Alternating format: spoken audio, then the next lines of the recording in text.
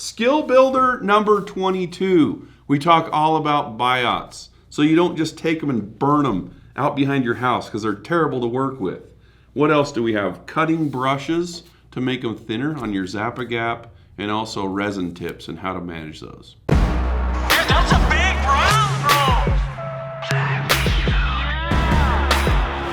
bro. Okay, we have Fly Tires Z-Ment. This is a brand new bottle that's Brigham's.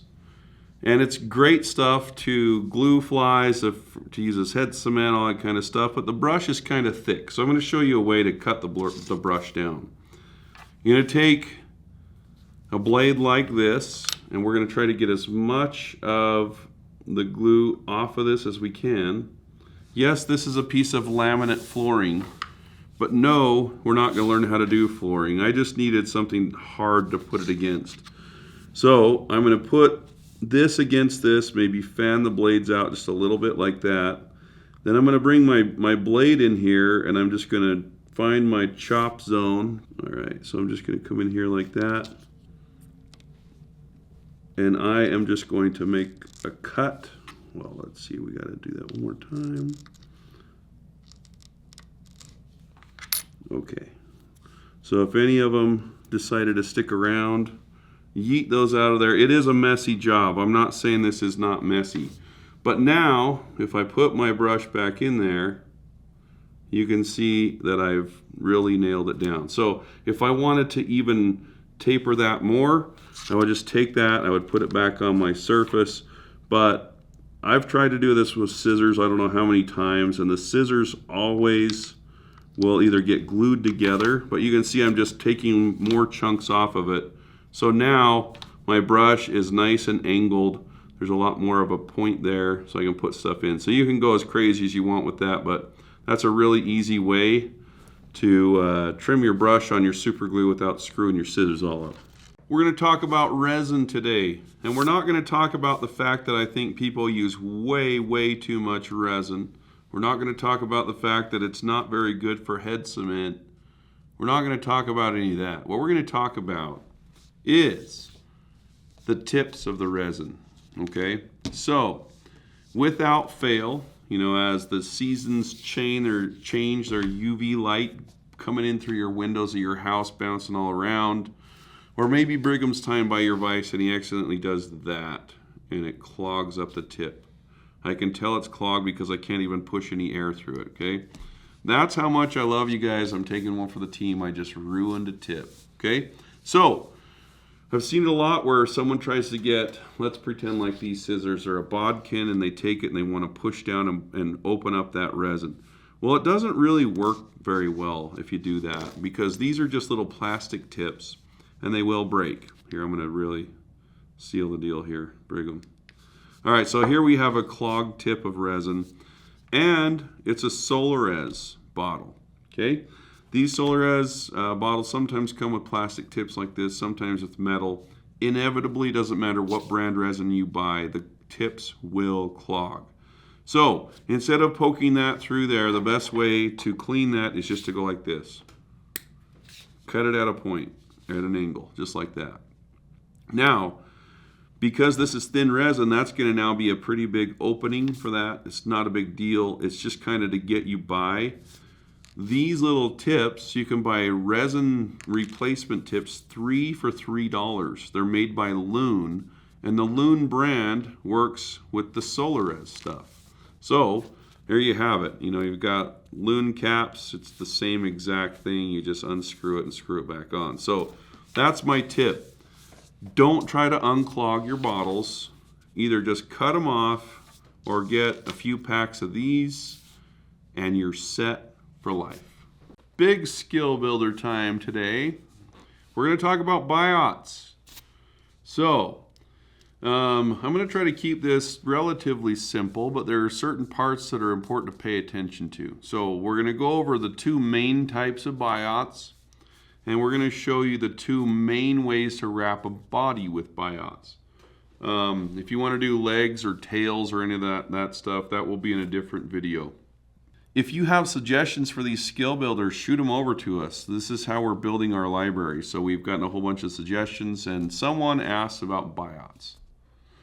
So, first kind we're going to cover, turkey biots right here. You thought this was a turkey biot. Well, guess what? It's not. It's a goose biot. So, turkey biots usually come like this. Don't worry if your turkey biot looks like this on this side. This side can be kind of chewed up. It's not going to matter because this side is where the biots are. You can use these to tie flies with. You can use them for wing cases. You can even use them to wrap on the body, and they make really cool little segmented bodies. But for when we talk about biots, we're mostly talking about this side of this feather. So if I want to grab a hold of a biot, this is a turkey biot. I'm going to just kind of grab onto one of them. The first one's always the hardest. And I'm just going to grab it and pull it off. Okay? Don't cut it. I'm going to show you why in just a second. But that's how you should remove a biot from a turkey biot. Okay? We're going to talk about goose biots next. So goose biots typically look like this in the package. Okay? They're pre-stripped. There are times where I've gotten these and the tips are all screwed up. Like this one's not a very good one. Right here, there's a good goose biot. So as you can see here, I've got, pretty cool little quill-looky things that are going to get tied on. To be able to farm off a goose biot, I usually come right here in the middle of this and I just break it in half. And now I've got a perfect little section to come in here, and every single biot comes off just perfectly. Okay, so we're going to move to the vise to show you a few of the really fine details about the biots, but the way that you tie it in matters. Okay, so let's just see if we can show that to you. Here we have the turkey biot, and you can see where I pulled that off. So this part that looks darker back here is actually transparent. You can see my hand behind it. Ooh, that shows up well. See that? You can see right through half of the biot. Okay? So half the biot's going to be very transparent, and on that bottom transparent side right here, there's a little notch. And that notch is going to help you in your tying. If you tie it in notch side up, it's going to have a smooth body. And if you tie it notch side down, it's going to have a segmented body. So we're going to discuss that in just a second. Before I do, though, I'm going to show you the goose biot right here. Okay?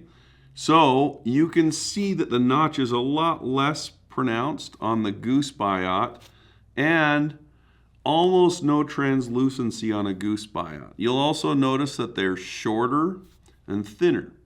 Okay? So goose biots really excel on a smooth body technique. Okay? They also are great for the rigid body, but goose biots almost look like a little quill body on a dry fly, and they're used for that quite a bit. So we're going to show you the way that this looks both ways as with the turkey. And I just had this one up. You guys saw this one. I pulled this one up. This is actually from a Canada goose. So if you have a golf course by you, you have like a lifetime supply of goose biots there. Anyway, they all work. Excellent. So let's just get some thread on the vise now. I'm just using a size 10 hook purely for demonstration purposes only. I do know that a goose biot will not cover this all the way up, so I get it. But thanks for the comments anyway. All right, so we're going to take this, the turkey biot, okay? So the notch side is up. This is on my side of the hook. So if I put that right here on my side of the hook, you can see that the notch is up. I'm actually going to twist that around, and if I put that on my side of the hook and pinch it, that means, let me see, I'll slide it over. That means I'm tying it notch side down. Okay? So let's just do that. I'm going to come up here and I'm going to tie the tip of my feather in, wrap it back like we would, and let's see how we ended up. Right here, notch down. Okay? So There are all kinds of different types of hackle pliers you can use to do this. So I went and stole this from Curtis's desk. There are all kinds of hackle pliers you can use, Biots style pliers. This is the one I usually use, the Stonfo version. But what I will say is I like to start the Biot with no hackle plier. Okay, so I'm just going to fold that one straight up like this, and then maybe it will help if my thread's forward. Okay, and then I'm just going to take my finger and help that first wrap. The reason I do that with my finger is because if you pull down tight on it, this is the part where you're going to break the Biot off more than any other time. Okay, so now I'm just going to wrap it with my rotary. Wait, I got to get my fingers out of the way. Let's see, I'll switch to hackle pliers. So as you can see, I can wrap this and space out the ribs. So you can see I've got really nice ribs here. Let's see, I'll back that off. And if you want to, you can use that to build a gradually larger tapered body. So as I go forward, every turn I space out the wraps just a little bit more, so you can see how I've started that. So this again is a really big hook, but as you can see, if I tie this in with that notch down, it gives me this ribbed effect. To tie off, I'm just going to take my thread, put it right on the edge of that hackle, straight up and cross over behind it. Look at that. So see how that broke? Not a big deal. I can just grab my thread, push that back up into place, and just cross my thread over that. And I saved it. Okay. So that is also a reminder that sometimes with Biots you have to moisten them before you wrap them. That's what a turkey Biot looks like if you wrap it notch down. Okay, so notch down, rib up, notch up, rib down. That's how you can remember it. Okay, let me farm out another one and we'll tie it in the other way. Now keep in mind, I really do not like to use turkey Biots for the smooth method, because in my opinion it just kind of wraps a body without a lot of rib because it's so transparent like we showed you. Okay, so here it is. We're going to tie it in notch up this time.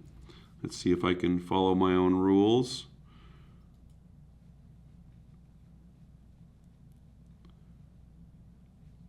So here we have it, notch up. It just kind of rolled on me a little bit. If I move that down on my side of the hook, it's just like that. So wrap notch up. I'm going to wrap my thread forward this time. I'm going to start it the same way. And as you will see, and on this one you want to wrap it over the top of the rib of the little, because now that little rib, you can see this little fluffy guy, that's in the front of the Biot. So now I'm going to make sure to wrap over the top of that. Okay. Maybe I'll throw on some hackle pliers so you can see it again. So as I go forward, I'm just going to cover that up. And as you can see, it has some good stripy stuff, but at the end of the day, it just kind of looks, you know, smooth. It's hard to see the rib in that. That said, it's a cool body, and I just pulled that hackle plier off of there. But anyway, let me see if I can do that without breaking it off. Pretend like I'm just tying a fly. There you go. So that's what it would look like. So in my opinion, that's really not a lot of variegation. I'd probably just use thread or run some wire through thread at that point. So let's take this off of here and show you what the goose Biot does now. Goodness, I didn't break the Biot, but I broke the thread. Brigham's trying to give me a slow clap. Guys, listen, everybody says I'm so mean to Brigham. You ought to see what he's doing right now. Like, rudest of rude. There's a reason why I have a disciplinary action file for him on my wall for everyone to see. There's also a hurt feelings fund. There is a hurt feelings Please fund. donate. Yeah, somebody gave him $5 because he's they said $6 because they said I was too mean. So I don't let him have it though, but I let people see the hurt feelings fund. Yeah, it's just pinned up there. All right, so now we have the goose biot. You can see I rewrapped my thread. I cut it off just because I want it to be really, really thin. Okay, so as you can see, if you can, that notch, which is very, very nondescript, is down. And this one I'm only going to tie it in right in front of where I want to start wrapping it, because these just aren't very long. They're not a lot of real estate. And that's fine because they're super thin. They're not going to create a bump back here. So wind the thread forward. We'll start that out the same way. And goose biots, in my opinion, are maybe a little bit more finicky than turkey, but they look great. So here we'll show you, I'm just kind of spacing that out as I wrap. Really, really clean body. I mean, the guys up on the Henry's Fork want to just take that and fish it as a rusty spinner right now. But as you can see, there's a lot more color, a lot more deep color to a goose biot than a turkey biot. To tie this one off, same deal. Let's see if I can do it without breaking it. Just cross over whether it's up or down, and I just kind of wrap my thread over the last little section it went over. We're going to cut that out of there, and now we have a really nice clean biot body with the rib up. Okay, let's take that off and retie. I had a guy one time on Facebook lecture me that goose biots just aren't used anymore in fly tying. So okay, easy on me. I've only been tying a couple weeks. I'll learn, don't worry. But I think he was wrong. I'm not sure though. All right, so we're going to take this one out, and now I'm going to tie that in, notch up. You can see a little tiny notch. I'll point that out again. See if I can hold my fingers right. Oh, I'm just going to have to use the pointer in my left hand. So the notch is right there. Notch is up, meaning rib is going to be down. So there we have it, tied in on my side of the hook, notch up, thread goes forward, and now if I start that wrap again with my thumb, give it the cheater loop around, and just hold it there on my finger. Now I should be able to take that hackle plier, and now this is a part where I'm going to have to trap down the rib again. But look at how clean that body looks. I mean, that is awesome. So like if you're tying, say 16, 18, 20 dry flies and you need a nice, neat, natural material quill body looking thing, and you don't want to use quills, biots are your answer. Goose biots tied in the smooth configuration.